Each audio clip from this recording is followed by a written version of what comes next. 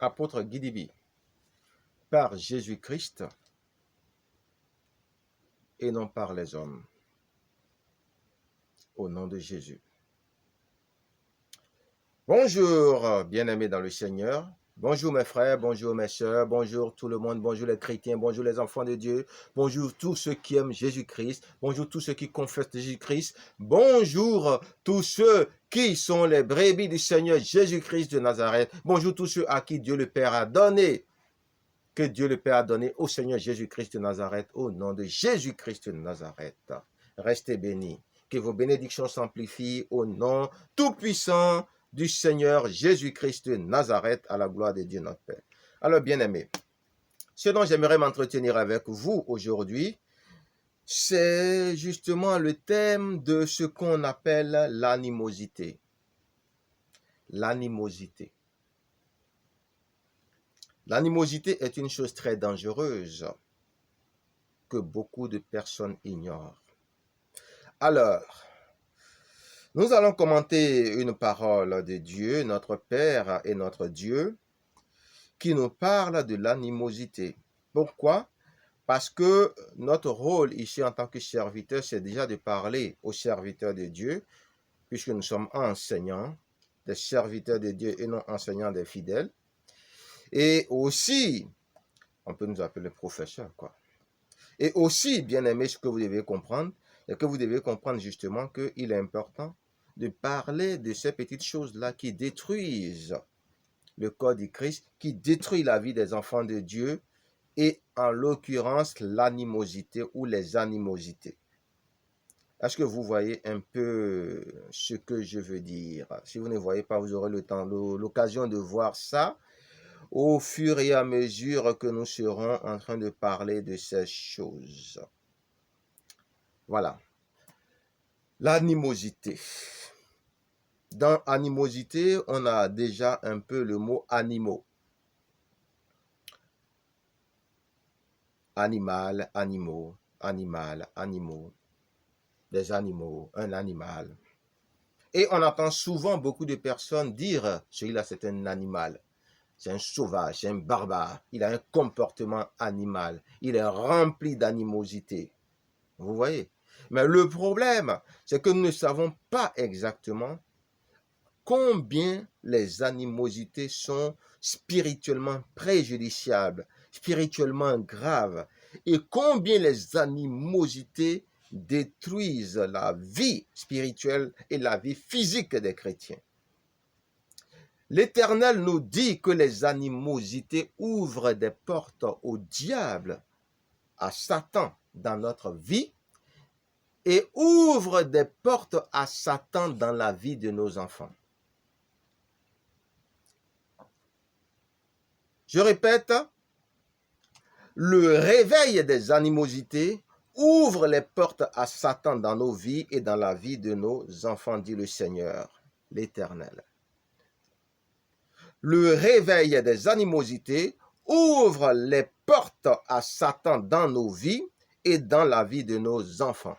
Bien-aimés, si vous développez ces humeurs animales ou ces comportements animaux ou de l'animosité régulièrement dans vos relations avec les autres, il est grand temps d'arrêter ça immédiatement au nom tout puissant de Jésus-Christ de Nazareth. Alors je vous dis, bien-aimés, au nom de Jésus-Christ, brise toute forme d'animosité dans vos vies au nom de Jésus. Je brise les animosités dans vos vies au nom de Jésus. Je brise tout sentiment d'animosité dans vos vies au nom de Jésus, parce que ce n'est pas bon pour vous.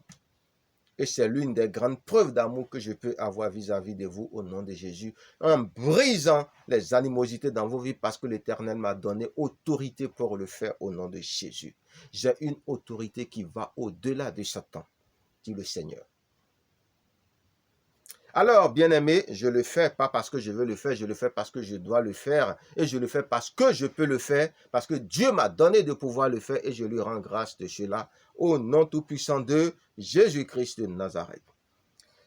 Bien-aimé, alors, développer, comme on appelle, un comportement animal, développer de l'animosité qui est un comportement inamical, un comportement inhumain, un comportement de haine, un sentiment de désamour, une forme d'hostilité, une forme de sentiment de mal, une forme d'antipathie, une manière de faire du tort à soi-même premièrement et aux autres par la suite, une façon de se tirer une balle dans son propre pied, une façon de se nuire à soi-même, je le répète parce que c'est important, une façon de se faire du mal à soi-même. Ce n'est pas bien, dit le Seigneur. Dieu dit que l'animosité est ce que nous devons fuir plus que toute autre chose. C'est l'animosité qui empêche notre cœur de rester pur. L'animosité. Satan surfe sur nos animosités. Parce que l'animosité est la manifestation extérieure de nos ignorances. Et l'animosité nous fait vivre dans l'échec permanent. L'animosité nous fait périr et fait périr les membres de notre famille. L'animosité n'est pas une bonne chose, dit le Seigneur. L'Éternel qui brise les eaux nous dit que l'animosité n'est pas une bonne chose. Est-ce que vous voyez? Cette façon de nous emporter, cette façon d'être virulent, de manifester des formes de colère qui n'ont pas de nom, cette façon d'être malveillant, d'être jaloux, d'avoir de la haine, de blâmer tout le monde, cette irritation, cette férocité, toutes ces choses-là en nous, Dieu dit qu'on appelle tout cela de l'animosité, le développement des sentiments d'animosité. Et que ce n'est pas bien. Pourquoi? Parce que ça ouvre des portes à Satan dans nos vies et dans la vie de nos enfants. Et c'est ce qui fait que le diable arrive à accéder à nous-mêmes en nous faisant devenir ce que nous ne voulons pas devenir. Et ça donne aussi au diable d'accéder à la vie de nos enfants en leur faisant devenir ce qu'ils ne veulent pas devenir, c'est-à-dire des agents du diable. Et s'ils n'arrivent pas, ces mêmes portes-là leur donnent accès pour aller les détruire, les tuer, ou les faire devenir zéro. Vous voyez comment l'animosité est tellement dangereuse qu'elle ouvre des portes incroyablement puissantes pour donner à Satan de l'énergie et tout ce qu'il faut. C'est comme si vous aviez ouvert un boulevard devant Satan. Alors que quand vous ne développiez pas des sentiments d'animosité et que vous priez correctement tout ça, il est difficile à Satan d'accéder à vous. Mais quand bien même vous priez, vous jeûnez, vous faites tout, même priez 24 heures sur 24 heures sans cesse et que vous avez des développements de sentiments d'animosité en vous, le diable a assez parce que vous lui ouvrez un boulevard. Ça devient un peu la brèche dans toute votre vie de spiritualité ou votre vie spirituelle. C'est dangereux, l'animosité. Il faut éviter ça, bien-aimé. Il faut éviter ça. Alors, je vais citer un philosophe et penseur spirituel chinois, Confucius. Confucius dit quoi? Il dit, exige beaucoup de toi-même.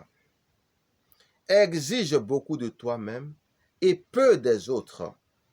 C'est le moyen d'écarter toute animosité. Et je suis d'accord avec lui. Parce que c'est la vérité ce qu'il dit. Vous voyez? Donc, la racine de l'animosité, c'est des formes de frustration et de jalousie. Une façon de manifester nos incapacités et de toujours dire le mal, ce sont les autres. Vous voyez? Pourquoi? Parce que nous ne sommes pas exigeants vis-à-vis de nous-mêmes.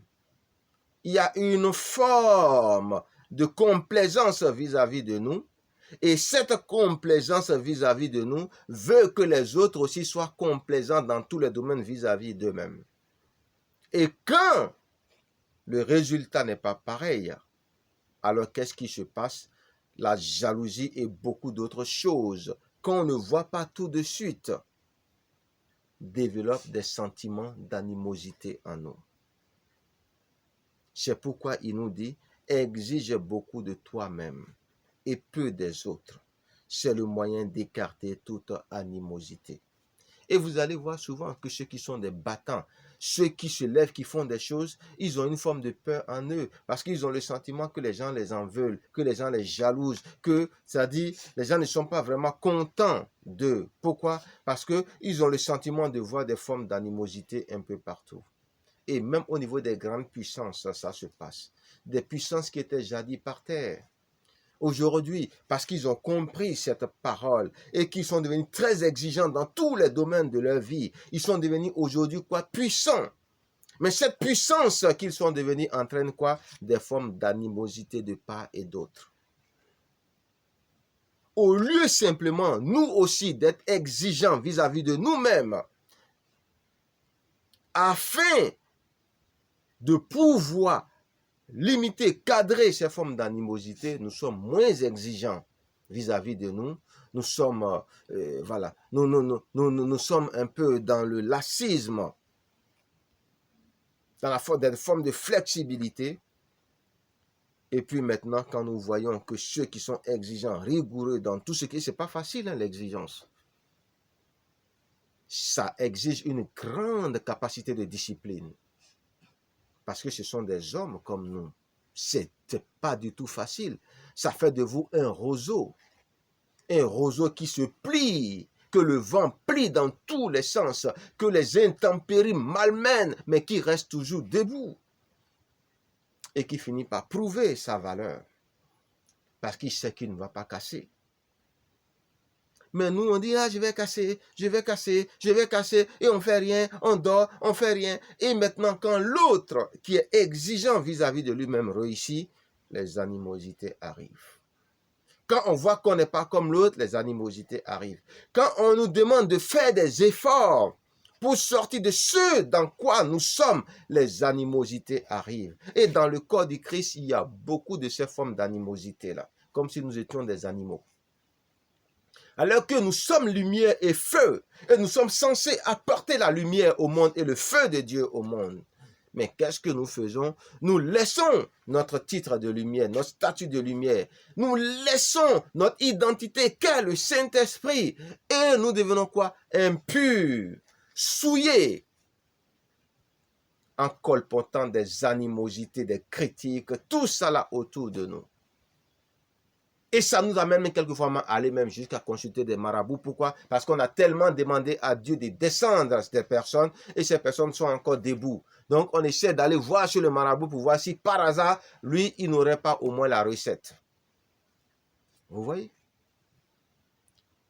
L'animosité doit être bannie dans le corps du Christ. Nous devons nous réjouir de ce qui se passe dans la vie des autres. Même si ce n'est pas à nous que ça arrive, je le répète. Pourquoi? Parce que c'est Dieu qui permet toutes choses.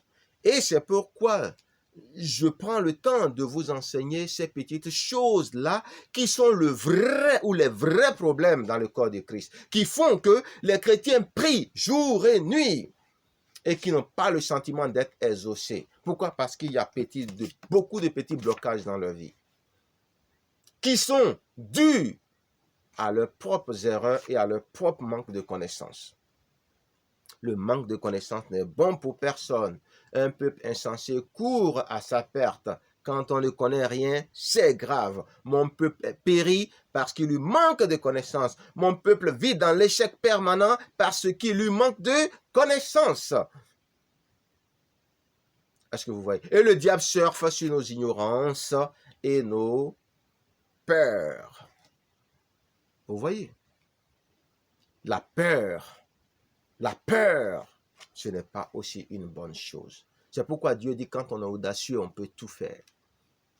Quand on est audacieux, on peut tout faire. Vous vous souvenez de cette partie où Élie, après avoir massacré les prophètes de Baal, quand Jézabel a juré de lui faire la peau, il a fui. Mais Dieu l'a bien vu en train de fuir. Un prophète qui vient de montrer que son Dieu est le Tout-Puissant et que Dieu peut le sauver de tout. Parce qu'une femme seulement a parlé, qui devait normalement faire partie de la liste de ceux qui ont été décapités si elle était là, il fuit et il va se cacher.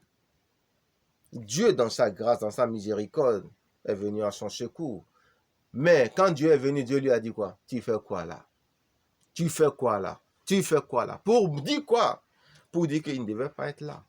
Il devait être en train d'affronter Jézabel. Pourquoi? Parce qu'il a le Tout-Puissant avec lui. Est-ce que vous voyez? Il a le Tout-Puissant avec lui. Si Dieu est pour moi, qui peut contre moi?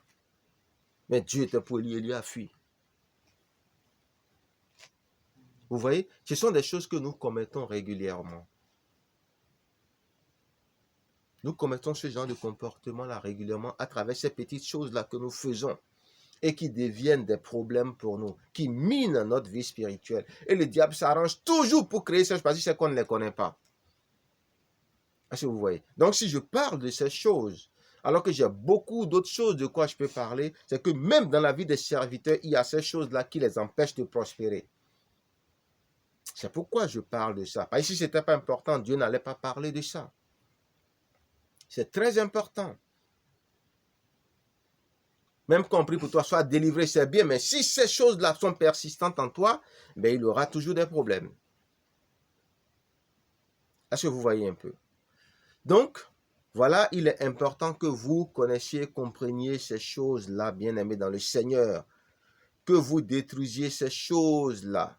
Toutes ces choses négatives, toutes ces habitudes négatives, c'est-à-dire l'offense, garder l'offense, critiquer les gens, être hautain, avoir de la fierté, être ingrat, être cupide.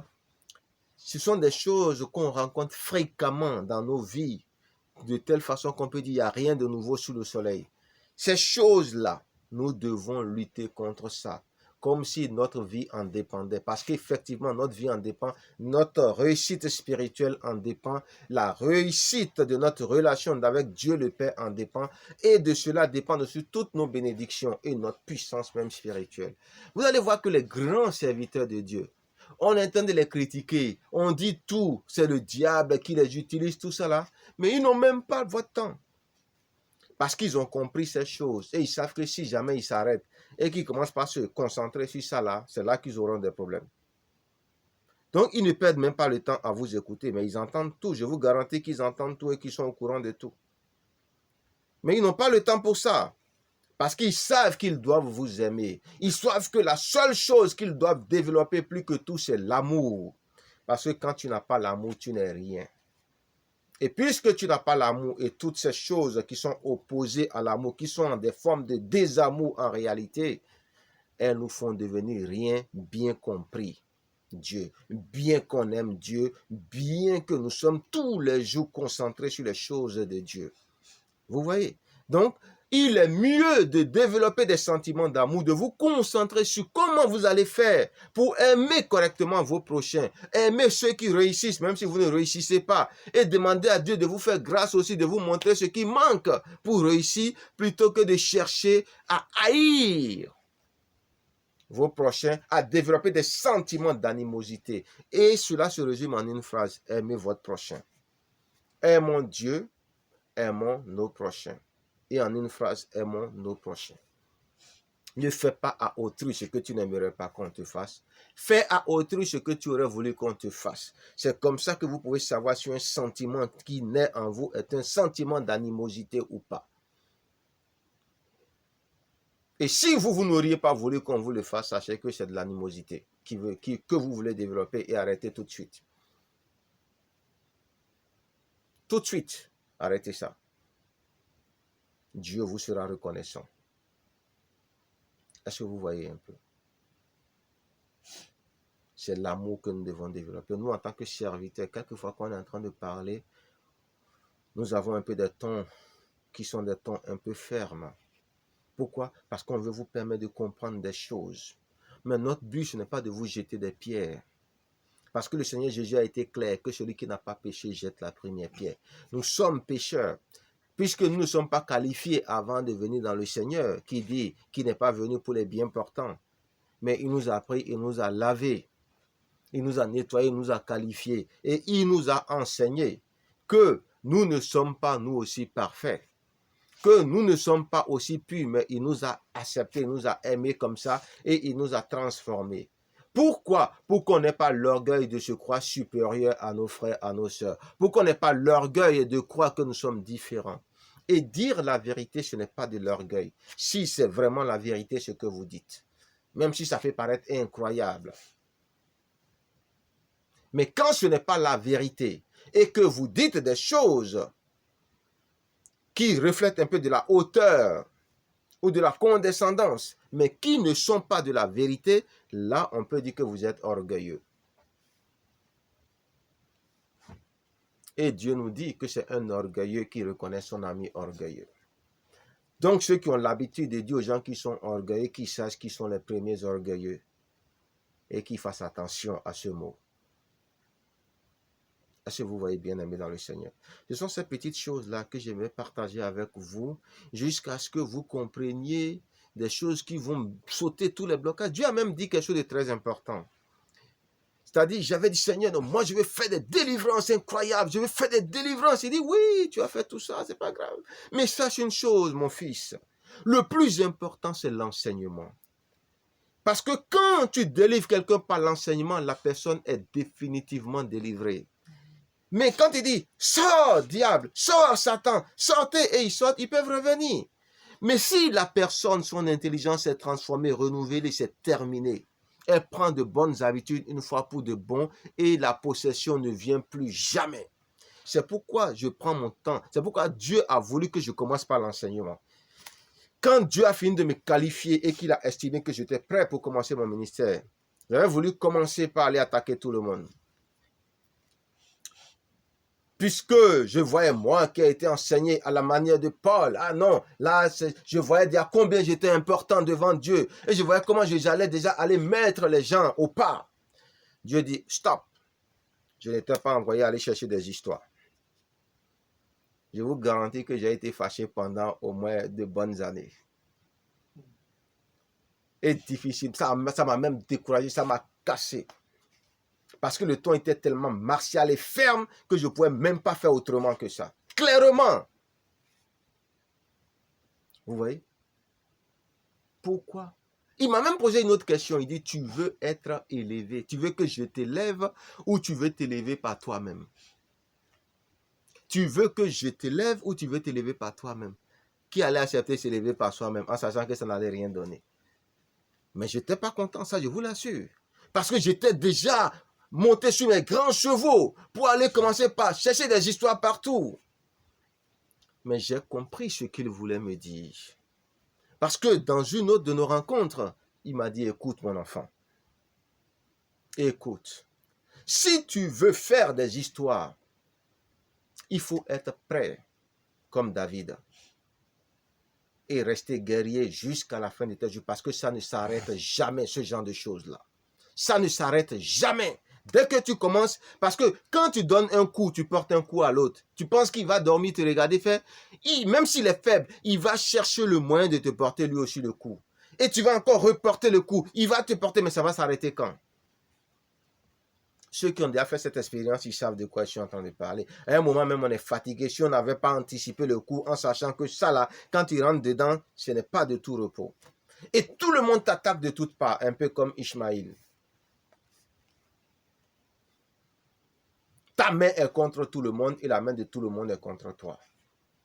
Ou tu es un homme de paix comme Ishmaël. Non, comme Isaac plutôt. Soit tu es comme Ishmaël, soit tu es comme Isaac. Pacificateur. Vous voyez? Donc Dieu m'a dit non, je ne vais pas dire de ne pas dégainer, je ne t'ai pas demandé de ne pas aller faire des histoires partout. Mais voilà, au moins maintenant, je t'ai présenté les conséquences de chacune de ces deux choses. Quelqu'un te gifle à la joue droite, tu lui tends l'autre joue, il s'arrête, il dit celui-là, il ne veut pas faire palabre. Parce qu'il faut être deux pour se battre. Il faut être deux aussi pour danser le tango. C'est à toi de voir. Si c'est ce que tu veux, il faut voir. Et j'ai choisi l'option de la paix. Parce que j'ai vu qu'il est mieux pour moi de concentrer tous mes efforts sur les messages que je vais apporter à mes frères, à mes sœurs, plutôt que de les apporter à critiquer de façon à provoquer des histoires, indexer des gens, appeler des noms, vous êtes abominables, que Dieu va vous maudire, répentez-vous. Non. Et appeler des noms des églises, aller chercher des clichés, montrer. Non, non, non, non, non, non. Quand tu fais ça, tu vois que les autres, ils vont te laisser faire aussi. Ils vont te laver. Eux aussi, ils vont se préparer parce qu'ils ne vont pas se laisser faire. Et tout ça, là, ça devient quoi? Alors que nous avons des choses sérieuses. Même l'État, vous commencez par critiquer l'État, vous commencez par l'attaquer. Vous pensez qu'il va vous laisser aussi? Mais il va vous arrêter par tous les moyens. Et s'il vous arrête, vous savez ce que vous perdez? Vous perdez votre liberté à pouvoir prêcher l'évangile. Parce qu'il y a des choses beaucoup plus importantes que vous devez dire qui allaient sauver des millions de personnes. Mais parce que vous avez perdu votre temps à croire que si vous les emmerdez, Dieu viendra pour vous défendre. Voilà, vous êtes en prison là-bas, vous êtes dans je ne sais quoi, et Dieu est là, il vous regarde, il dit, mon fils, tu as fait le con. Parce que ce n'est pas ça que je t'ai appelé. Je t'ai appelé pour venir évangéliser tes frères. Je t'ai appelé pour venir dire à tes frères de se comporter correctement. Je t'ai appelé pour venir demander à tes frères d'aimer leur prochain. Dieu aime le pécheur, mais il est le péché. Et il y a des façons de dire les choses parce que personne n'est propre. Nous sommes justifiés par grâce. Vous voyez? Donc, bien-aimés dans le Seigneur, faites très attention à vos propos. Si vous voyez qu'un thème est délicat, récitez la parole de Dieu sur le thème là et arrêtez-vous là, point. Ne faites pas de commentaires. Si quelqu'un veut vous porter, veut vous attaquer, qu'il attaque Dieu en justice. S'il peut le trouver, bien sûr. Puisque vous allez dire, je n'ai cité que la parole de Dieu, c'est écrit, ce n'est pas ma parole. Allez, portez plainte contre Dieu, attaquez Dieu. Est-ce que vous voyez? Et vous vous arrêtez là parce que c'est explicitement clair, comme l'eau de roche. Vous n'avez même pas besoin de faire un commentaire dessus. En ce qui concerne les endroits où vous pouvez faire des commentaires, assurez-vous que vous ne critiquiez personne. Mais en ce qui concerne les enfants de Dieu, je suis établi pour leur dire la vérité. Et si eux-mêmes ils regardent, ils vont voir que celui-là, il veut leur bien. Mais je n'ai pas appelé le nom de quelqu'un. Parce que nous sommes tous concernés par ce genre de choses-là. Il y a des gens qui ont des problèmes. Si vous les voyez, ils sont vraiment en train de balayer l'église. Matin, midi, soir, ils sont dedans. Ils dorment même à l'église. Et pourtant, rien ne va dans leur vie à cause de ces petites choses.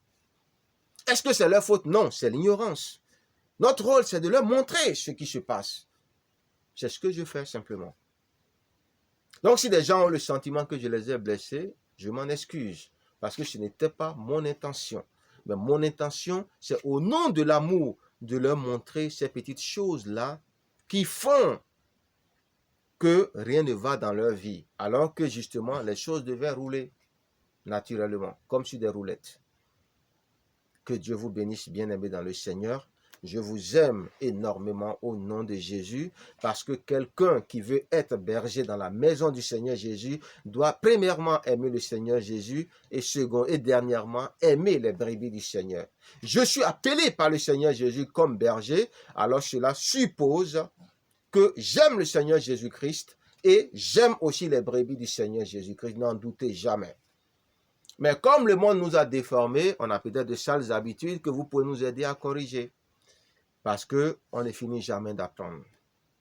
Merci bien-aimés dans le Seigneur. Agréable journée au nom tout-puissant de Jésus-Christ. Père éternel, donne à mes frères et mes sœurs qui auront le sentiment que je les ai blessés d'avoir un cœur calme. Mets la main sur leur cœur et calme leur cœur au nom de Jésus-Christ de Nazareth parce que je ne suis pas parti d'une mauvaise intention. Au nom de Jésus-Christ de Nazareth. Ciao, ciao.